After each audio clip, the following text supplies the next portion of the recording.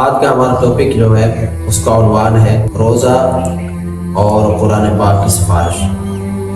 حضرت عبداللہ بن عمر رضی اللہ تعالیٰ عنہ سے روایت ہے کہ رسول اللہ صلی اللہ علیہ وسلم نے فرمایا کہ جو بندہ روزہ رکھتا ہے اور اسی کے ساتھ قرآن مجید کی تلاوت کرتا ہے یا سنتا ہے، فرمایا کہ جب کل قیامت کا دن ہوگا تو روزہ عرض کرے گا، اے میرے خدا کہ میں نے اس کو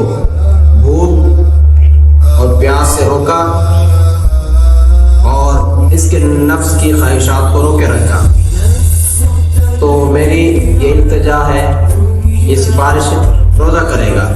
کہ اللہ تو اس کے ساتھ رحمت اور مغفرت کا معاملہ فرما، اس کے ساتھ بخشش کا معاملہ فرما، آپ اس کے حق میں میری سفارش قبول فرمائیے۔ اور اسی طرح جو شخص نماز تراویح کے اندر قرآن پاک پڑھتا ہے یا سنتا ہے تو کل قیامت کے دن قرآن پاک اس کے لیے سفارشی بن کر کھڑا ہو جائے گا۔ اس نے اپنے رات کے قیام کو میرے لیے چھوڑا، اپنی نیند کو چھوڑا، اپنے آرام و سکون کو چھوڑا اور تیری بارگاہ میں کھڑا رہا، رات کو